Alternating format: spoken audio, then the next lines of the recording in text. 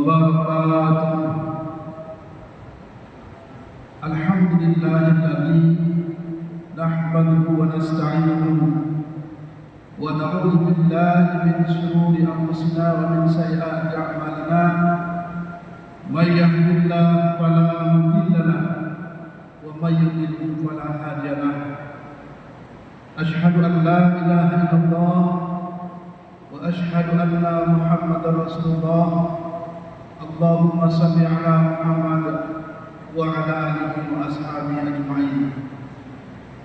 Bapak-bapak, ibu-ibu, saudara dan saudari jamaah salat zuhur yang dirahmati Allah Subhanahu wa taala. Marilah kita bersyukur kepada Allah Subhanahu wa taala atas segala limpahan rahmat dan karunia yang Allah berikan kepada kita. Alhamdulillah, pada siang hari yang berbahagia ini Allah Subhanahu wa taala masih memberikan kita kesehatan. Allah Subhanahu wa taala masih memberikan kita kesempatan. Hati kita masih dihiasi oleh iman dan ketakwaan kepada Allah Subhanahu wa taala. Sehingga dengan nikmat-nikmat itulah akhirnya sampai kita di masjid yang kita banggakan ini dalam rangka beribadah kepada Allah Subhanahu wa taala, yaitu melaksanakan salat zuhur secara berjamaah. Semoga apa yang kita lakukan hari ini membuktikan bahwa kita benar-benar bersyukur atas nikmat Allah Subhanahu wa taala. Kemudian mari kita berselawat kepada Nabi kita Muhammad Rasulullah sallallahu alaihi wasallam yang selalu kita iringi dengan bacaan Allahumma salli ala Muhammad wa ala ali Muhammad. Berselawat kepada Nabi kita Muhammad Rasulullah sallallahu alaihi wasallam adalah perintah daripada Allah Subhanahu wa taala. Innallaha wa malaikatahu yusholluna 'alan nabi. Sesungguhnya Allah beserta para malaikat berselawat kepada Nabi kita Muhammad sallallahu alaihi wasallam. Ya ayyuhalladzina amanu shallu 'alaihi. Wahai orang-orang beriman, berselawatlah kalian kepadanya, yaitu kepada Nabi kita Muhammad sallallahu alaihi wasallam.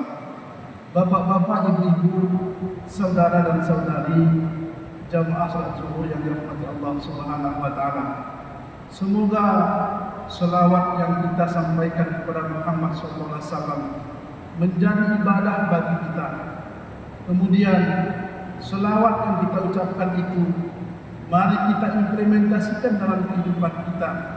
Kita jadikan Rasulullah sallallahu alaihi wasallam sebagai uswatun hasanah, sebagai contoh suri tauladan yang baik bagi kita dalam menjalankan segala aktivitas kehidupan kita, baik yang menyangkut ibadah kepada Allah Subhanahu wa taala ataupun yang berkaitan dengan hubungan sesama manusia.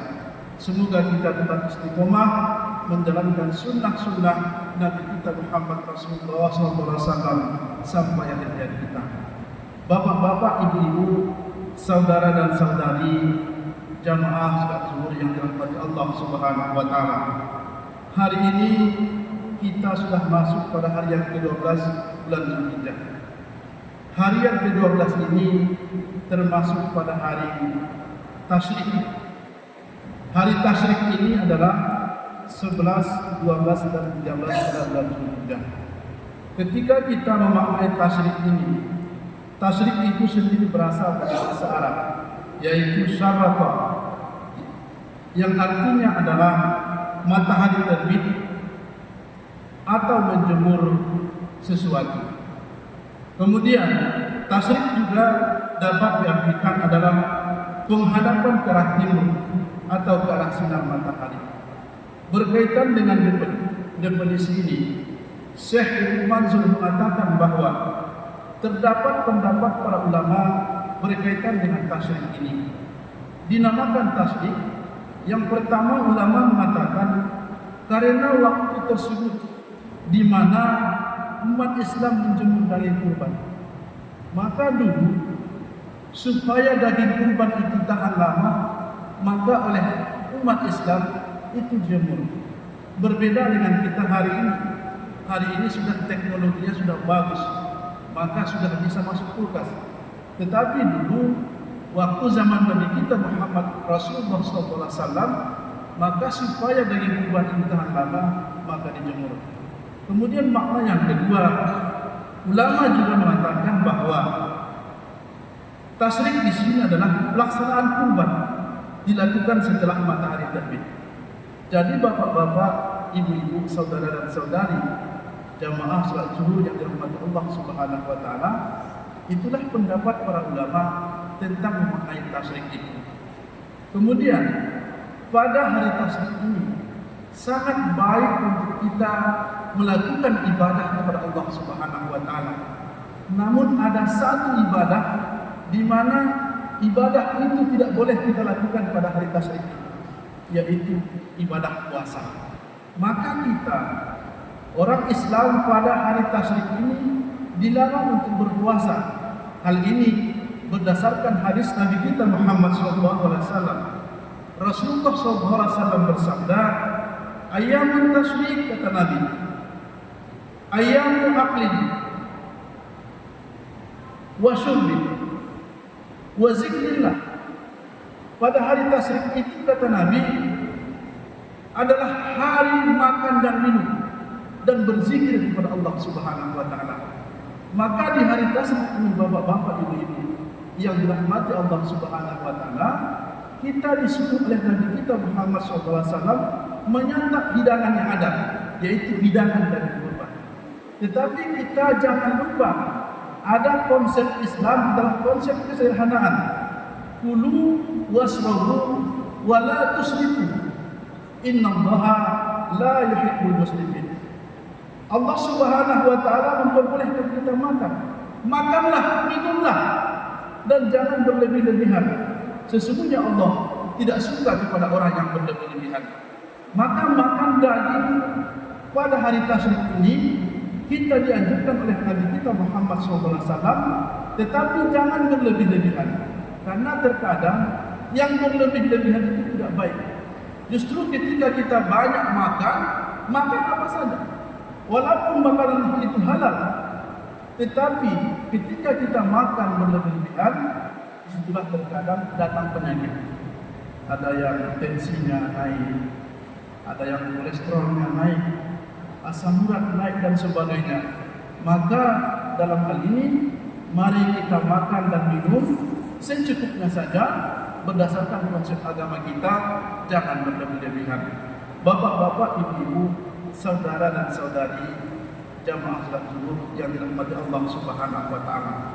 Kemudian pada hari tasyrik ini kita juga sangat baik untuk banyak berzikir kepada Allah Subhanahu wa taala. Melepaskan takbir yang dimana kita sudah melakukannya beberapa hari ini. Maka dalam hal ini kita melihat firman Allah Subhanahu wa taala dalam surah Al-Baqarah ayat 102, ayat 203. A'udzu billahi minasyaitonir rajim. Wazkurullaha fi ayyamin ma'dudat. Berzikirlah kepada Allah Subhanahu wa taala pada hari yang telah ditentukan jumlahnya atau berbilang. Berkenaan dengan ayat ini, Ibnu Abbas beserta ulama yang lain mengatakan bahwa hari berbilang yang dimaksud dalam ayat ini adalah hari tasyrik, yaitu 11, 12 dan 13 Zulhijjah. Maka dalam bulan ini, dalam hari tasyrik ini, kita dianjurkan supaya banyak berzikir kepada Allah Subhanahu wa taala, banyak mengingat Allah Subhanahu wa taala, sehingga dengan mengingat Allah Subhanahu wa taala, hati kita ini menjadi tenang, hati kita menjadi tentram kita bekerja, tentram kita beribadah, tentram beristirahat dan sebagainya. Ala bizikrillah tatmainnul qulub. Hanya dengan mengingat Allah Subhanahu wa taala, hati kita menjadi tenang. Jadi untuk mencapai ketenangan hidup, ketenangan hati kita, maka banyak-banyaklah kita berzikir kepada Allah Subhanahu wa taala. Bapak-bapak, ibu-ibu yang dimuliakan Allah Subhanahu wa taala. Kemudian pada hari tasyrik ini juga kita dianjurkan supaya menyembelih kurban. Maka bagi saudara-saudara, bagi bapak-bapak, ibu-ibu yang belum menyembelih kurban, maka selagi ada waktu hari tasyrik ini, mari kita menyembelih kurban.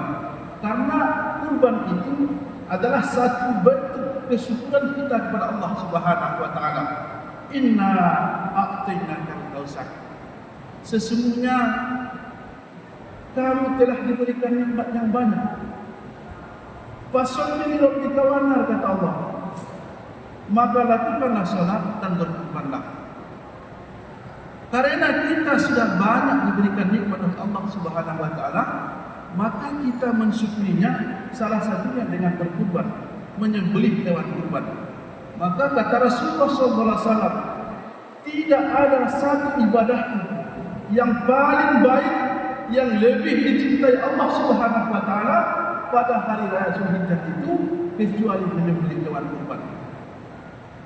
Hewan kurban yang kita sembelih itu darahnya belum menetes ke tanah, ibadahnya sudah sampai kepada Allah Subhanahu wa taala. Maka inilah keutamaan yang dimiliki oleh hewan kurban itu. Di hari akhirat nanti kurban ini menjadi saksi. Hewan yang kita sembelih datang kepada kita bersaksi, akulah dulu hewan yang kau sembelih. Kemudian tanduknya datang, akulah tanduknya. Kemudian bulunya datang, akulah bulunya. Kemudian kuku-kukunya juga, akulah kuku. Maka kata Nabi kita Muhammad SAW, setiap bulu yang menempel pada kulit hewan kurban itu memiliki satu kebajikan. Coba kita bayangkan berapa bulu yang menempel di kulit hewan kurban itu. Segitulah banyak kebajikan yang disiapkan oleh Allah Subhanahu wa taala kepada kita. Jadi Bapak Ibu yang dirahmati Allah Subhanahu wa taala, kurban itu adalah sebagai tanda kesyukuran kita atas nikmat Allah berikan kepada kita. Kemudian kurban itu juga adalah merupakan ujian kadar ketakwaan kita kepada Allah Subhanahu wa taala. Maka bagi bapak-bapak, ibu-ibu yang tidak mau berkurban sementara dia memiliki kecukupan rezeki, maka kata Nabi, jangan kalian dekat ke tempat salat kami. Carilah tempat salat yang lain. Di dunia ini saja Nabi kita Muhammad SAW tidak mau satu tempat salat dengan kita karena kita tidak mau berkurban. Apalagi nanti di akhirat, kepada siapa kita datang, dengan siapa kita berkumpul. Jadi bapak-bapak, ibu-ibu yang dirahmati Allah Subhanahu wa taala, Allah Subhanahu wa taala berfirman dalam surat Al-Hajj ayat 37. A'udzubillahi minasyaitonir rajim. La yanalallahu luhumuha wa dima'uha walakin taqwa minkum. Daging hewan kurban itu, kata Allah, dan darahnya sekali-kali tidak sampai kepada Allah Subhanahu wa taala, tetapi yang sampai kepada Allah Subhanahu wa taala adalah ketakwaan kepada Allah. Jadi hewan kurban yang kita sembelih pada bulan ini, daging dan darahnya tidak sampai kepada Allah, tetapi ibadah yang kita lakukan itu adalah mengukur kadar ketakwaan kita kepada Allah Subhanahu wa taala. Maka lihatlah sejarah Nabi Ibrahim alaihissalam. Nabi Ibrahim mengorbankan anak kesayangannya, anak yang paling dicintainya. 80 anak umur baru dapat keturunan. Ketika sayang-sayangnya kepada anak, ketika cinta-cintanya kepada anak, datang perintah dari Allah Subhanahu wa taala supaya anak itu dikorbankan. Inilah sebenarnya ujian keimanan itu. Relakah kita sesungguhnya berkorban kepada Allah Subhanahu wa taala dari harta yang kita miliki? Karena salah satu kesenangan dunia yang kita miliki itu adalah anak. Anak adalah merupakan kesenangan yang Allah berikan kepada kita di atas dunia ini.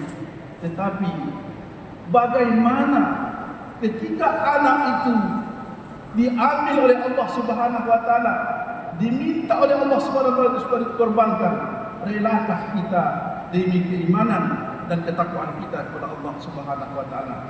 Bapak-bapak, ibu-ibu, saudara dan saudari jamaah salat subuh yang dirahmati Allah Subhanahu wa taala. Mari kita isi hari tasyrik ini dengan banyak beribadah kepada Allah Subhanahu wa taala. Namun satu yang tidak boleh kita lakukan, kata Nabi kita Muhammad SAW, hari tasyrik itu adalah hari makan dan minum. Maka jangan kalian berpuasa di dalamnya, tetapi banyaklah berzikir kepada Allah Subhanahu wa taala, banyak bersilaturahim, banyak kita melakukan ibadah yang lain termasuk ibadah kurban. Barangkali inilah yang dapat saya sampaikan dan tausiah yang singkat ini, mudah-mudahan bermanfaat bagi kita. Billahi taufiq wal hidayah. Assalamualaikum warahmatullahi wabarakatuh.